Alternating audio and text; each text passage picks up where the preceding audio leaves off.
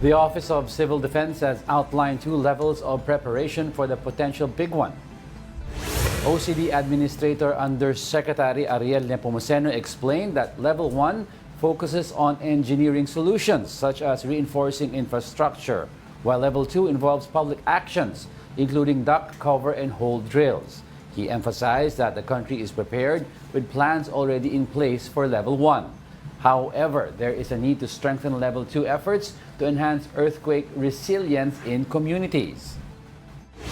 Ang mas importante po talaga, kaya pagtulong-tulungan natin kung paano yung first level of preparations, which is yung paggawa po natin ng mga engineering solutions. Ibig sabihin, dapat maging matibay talaga ang mga bahay, struktura, buildings, na talagang sumunod yan sa mga mahigpit na provisions, panuntunan ng building code na dapat kaya ng mga gusali natin, ng mga tulay natin, ang lakas kahit hanggang 8.5 magnitude earthquake. Meanwhile, Palace Press Officer Attorney Claire Castro called on local government units to ensure the safety and integrity of buildings in their localities. Pinakikiusapan din po namin lahat po ng building officials sa LGUs kung maaari po ay tignan nila yung mga structure nila at maging stricto po at magkaroon po ng restriction sa pagpapatayo po ng mga buildings para po hindi po prone sa ganitong klaseng sakuna kung maaari po talaga. Now, to provide insights regarding this matter, let's talk to Office of Civil Defense Undersecretary Ariel Nepomuceno joining us today via Zoom. Good morning, sir. Good morning din po sa ating mga kababayan. Magandang umaga po. Sir, I understand ang ating building code po has already been amended, pero ang sinasabi daw po yung compliance has been spotty. Can you tell us more about it? Yun po. Kasi ang importante nila, yung tinatawag natin first line of defense, ay yung mga kabahayan, mga buildings, kasama na yung mga infrastructure natin, dapat matibay yan. Sumunod dun sa safety provisions of the building code. Ngayon, pag tinignan naman natin yung mga plano, maganda nga yung plano, dapat kasabay din, maganda rin yung mga gagamiting materials, huwag substandard. At kapag nasunod naman din po yan, maganda po yung plano, maganda yung materials, importante rin, dapat wala sila doon sa mga tinatawag na landslide-prone areas, liquefaction-prone areas, upang masigurado na iligtas yung ating mga kababayan. Dahil kahit anong ganda, no matter how much we do or perfect, the duct cover and hole drill or the collective memory that we're trying to achieve for everyone, if you will be inside a structure that will collapse, doon po tayo matatabunan, doon po tayo malilibing. Kaya importante talaga yung napakahigpit, hindi case-to-case basis, dapat 100% compliance ang kailangan po natin pagdating sa pagsunod sa building code. Kasi sa building code sa ngayon, dapat 8.5 magnitude earthquake kayanin. Matatag po yung ating struktura. Anything less than that, kagaya po nangyari sa Myanmar, 7.7, at tayo naman po ang pinaghahandaan po natin sa sinasabing the big one, that refers to the West Valley Fault System moving and unleashing a possible 7.2 magnitude earthquake. However, we have to understand that the West Valley Fault System is just one of the 175 fault systems in the country. Meron pa ho tayong, on top of that, 6 active trenches na mas malalakas po yan. Ang gumalaw sa Myanmar is a trench, hindi po fault system yun.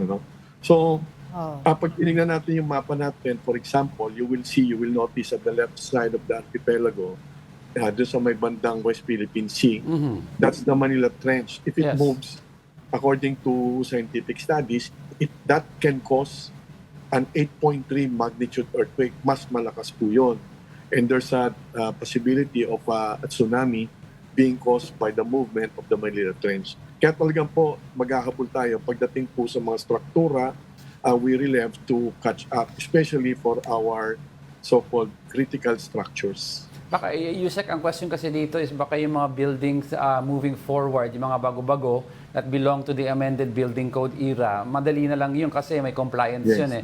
Ang question is, paano po yung mga lubang building na hindi pasok sa current building code. Is there a way of reinforcing these materials to comply with, a hypothetical big one? Yes, tama po. Actually, may available technologies naman po to retrofit the old buildings kung kaya pa. But this has to be done by experts. Hindi po pwedeng tayo-tayo lang yan or yung non-engineers, kumbaga, tsatsambahan lang po yung paggawa niyan. Retrofitting a building to strengthen the original structure is a valid option being done by advanced countries like Japan. Inuuna halimbawa sa Japan na inuna na nila lahat ng kanilang mga eskwelahan, lahat ng paaralan, dahil mga bata ang nandiriyan. Yes. Lahat yan, more than almost 100% na retrofit na nila yan. And all their hospitals are already retrofitted. These are old structures that have been strengthened by retrofitting. Ganun din po yung pwede natin gawin sa mga luma nating struktura. Kaya lang, yung mga struktura na talagang in the first place, talagang delikado, yun po ay hindi naman din ganun kadali na lumipat sila ng bahay. Pero ang importante, alam din naman nila kung sinorkat nila yung pag-apply ng building permit, occupancy permit yan. No? The national government, no matter how much we want to resolve this issue, the national government cannot do this alone. The private sector should be able to help themselves, yung mga kababayan po natin, yung kaya nila, maghanap na kayo ng engineers, alam din naman po ninyo kung paano nyo papalakasin yung inyong bahay, kailangan po gawin natin yan. The local government units also, as expressed by Malacanang, they have the primary role and primary responsibility to make sure that the new buildings will be, or new structures will be compliant. And then meanwhile, yung mga dati ng mga nakatayo, every year, lalo na po yung mga kumukuha po ng mga business permit, chine-check po nila ulit yan eh. Yes. They should put as one of the parameters, hindi lang po yung fire hazard issue, no? Dapat yung earthquake issue rin, isama po yan sa ini-inspect ng mga inspectors ng City Hall. Yusek, ang isang question kasi dito yung in MRT, LRT structures, flyovers, pati yung underpass natin na medyong luma na rin, no? Ano yung, are they resilient against a possible big one? We have given the instructions, and we have requested also other agencies to immediately conduct the structural integrity audit of the buildings and structures within their areas of jurisdiction. Halimbawa sa DPWH, ginagawa naman po nila yan periodically. Ano? However, given what happened with Myanmar, this is an eye-opener. This is a huge red flag for everyone that we have to fast-track some more the structural integrity audit that everyone is doing. Again, kasama rin dapat yung local government units at yung mga nasa private sector, private developers, private property owners, sabayan na po natin ito. And actually, we are really earnestly hoping na hindi ito yung typical, alam niyo yung sinasabi nating ningas kugon. Ngayon, importante itong topic na to. But after 2 months, baka makalimutan naman. So we also need the help of media for this. Exactly. O nga. In addition, also po, Yusek, what role po does the DPWH play in ensuring po yung standards that you have mentioned earlier, as well as the local government units? Ang DPWH po, sila po yung pangunahin pagdating po sa mga ating national infrastructure, yung mga highways, roads, even yung mga bridges na malalaki, lalo na, no? They have the responsibility to make sure that the design is compliant and the materials that will be used will be compliant, plus the execution of the design will have to be properly done. Dapat yung tatlo na yun, sabay-sabay. Hindi po pwedeng maganda yung design, pangit naman yung materials, or pangit naman yung implementation. So that's the role and the responsibility of DPWH. Ginagawa naman po nila yan, but our request is for them to probably, if meron pa, level up the standard of their diligence to make sure that this will really happen dahil buhay ang pinag-uusapan natin. Ngayon, pagdating naman po sa LGUs, again, yung mga bago pala mag-a-apply ng mga construction permits, occupancy permits, they have to make sure that these are all compliant, all applications will be compliant to the building code. Plus, isama na rin po nila yung inputs ng DENR, meaning yung MGB, na makikita po natin sa mapa ng MGB what are the hazardous areas in terms of landslide-prone areas, tsunami-prone areas, the liquefaction-prone areas. Dahil kahit napakaganda po ng building nyo o ng structure nyo, kung nandun naman kayo sa dapat wag tayuan ng structure, like yung matitinding slope, guguho lang yung bahay kahit napakatibay niyan. So we have to make sure that all these provisions, all these measures will be incorporated and followed. Yes, Yusek, I like to ask lang, no, based sa mga assessment nyo, ano yung mga specific areas? We don't like to scare people, but then again, we still have to strike a little amount of fear for people to be guarded. No? Ano yung mga areas nakikita nyo would likely be most affected if it hits the West Valley Fault? Kasi I understand BGC is right near the fault line. Madami din structure sa Makati, Marikina River is also right on the fault line, Quezon City. So ano yung assessment nyo na talagang tututukan natin? Yes, maganda po yung tanong nyo. This is a good chance to clarify this. Kasi may misnomer, may misunderstanding that ang akala po nila, yung mismong nasa fault system lang, yung parang guhit lang na malaki, ang delikado. Yes. Tapos naririnig po natin minsan, kapag 5 meters away from that, to the left, 5 meters to the right, safe na. Hindi po totoo yun. Yung nando sa mismong linya, of course, delikado yan dahil baka matumba yung bahay nyo pag nagkaroon ng movement dun sa fault. Ang mangyayari po kasi, pag gumalaw yung fault, in the first place, the fault system or fault line, nagsisimula yan simula sa parte ng Bulacan, nadadamay ng konti ang ilang bahagi sa Pampanga, Tarlac, pero Bulacan, ang pinakamin, papuntang Metro Manila, bababayan ng Laguna, apektado rin ang ilang parte ng Cavite. Ngayon, pag gumalaw po yan, hindi lang po yan yung mga areas na delikado. Kasi pag gumalaw po talaga yan, halos napakalaking lugar sa Luzon ang gagalaw. Opo, remember, itong Myanmar, nandun po ang fault system nila, ang tranche na gumalaw. Subalit hanggang Thailand ang tinamaan. Yes. So, nangyayari din sa atin noong 1990, yung San Nueva Ecija ang epicenter. Pero ang pinaka-heavily damaged community or city was Baguio City. Pinakita natin yung Haya. So, kailangan, in other words, dahil marami rin tayong fault systems, I mentioned that's 175 fault systems plus 6 tranches na active. Buong bansa dapat maghanda. Wag po tayong mag-relax. Una-una, maaaring nandun ka, taga-Palawan ka, bumisita ka naman sa Metro Manila. So, the muscle memory, the skills, the knowledge should be done seriously by everyone. Huwag na nilang isipin na safe. Better, it is actually safe to think that there's no quote-unquote really a safe place that you can run to. Kailangan po talaga lahat tayo. Parang panic, ganun po talaga. This is science. Hindi po tayo nananakot, but the possibility is always a threat. Ang lindol, hindi po nagpapaalam ang lindol. Biglaan po yan. Yusek, having said that, is there a coordinated communication plan ang OCD in place during and after an earthquake to inform the public po? Yes. Ganito po. The plans are there. Kompleto po yan. From the AFP, Uniform Services, from the PNP, Coast Guard, the ALG, yung Oplan Yakal, Oplan na Ligtas. Every 3 months, nire-review namin yan, including the systems on how to communicate during and especially after the earthquake. In place po yan, including the equipment, including the skilled rescue workers. But as I mentioned, this capability forms part doon sa reaction component lang. Yung level 2 lang ito including yung duck cover and hold. Kaya lang, binabalik ko nga, importante yung level 1, which is the first line of defense, engineering solutions, then right locations, right materials, and discipline to really strictly follow the safety provisions of the building code. Ngayon, pagdating dyan sa system po natin, the national government, I clarified, the national government is ready for this. Kaya lang, importante ho ito, hindi natin invento ano ba yung scenario? Based on the study done in 2004 by JICA and T-Boards, that's 20 years ago, napakalayo na, marami ng population tayo ngayon, mas marami na tayong mga structures.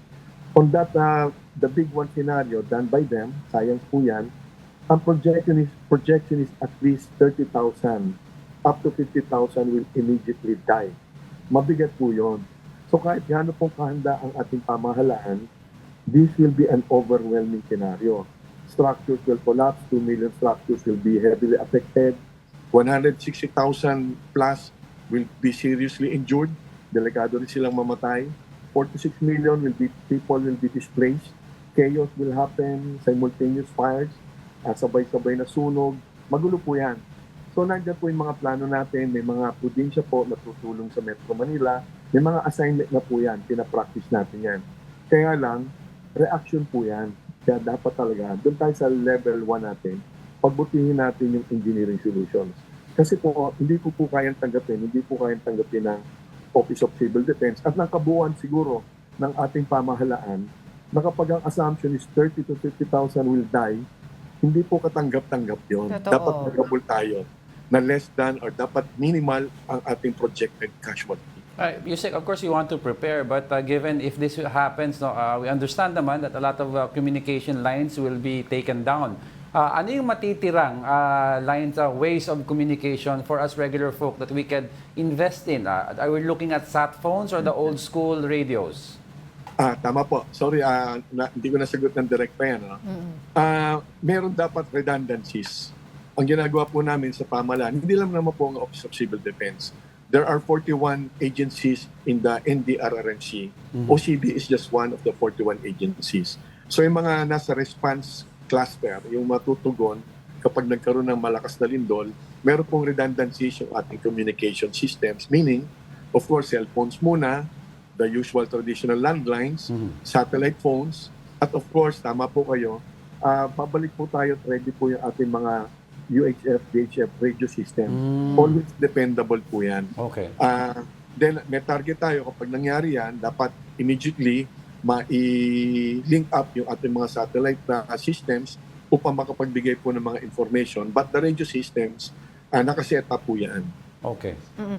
Yusek, can you enlighten us with the system in terms po yung checking yung mga buildings natin ngayon kung sila ay nagko-comply? Kasi sabi nyo nga po, mas importante talaga at level 1, prepared tayo, talagang handang-handa tayo. So, kasama po ba ang OCD doon sa mga nag-i-inspect ng mga buildings natin, all the new infrastructure na to make sure they comply with the building code?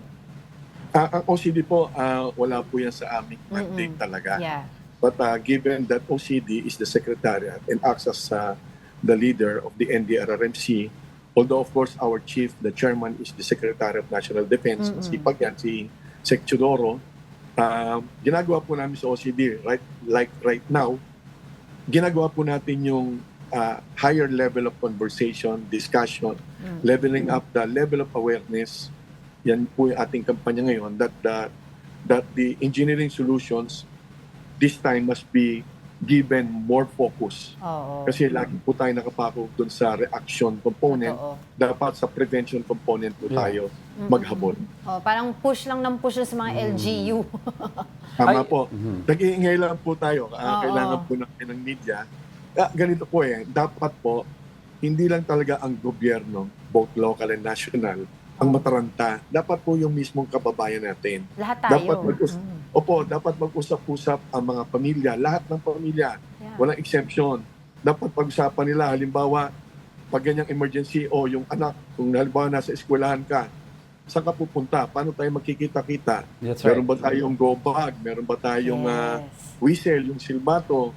Pag may emergency, pag pupunta naman ho kayo ng magbabakasyon, pagpunta nyo doon sa area na dapat na-check na nyo na sa Hazard Hunter Philippines.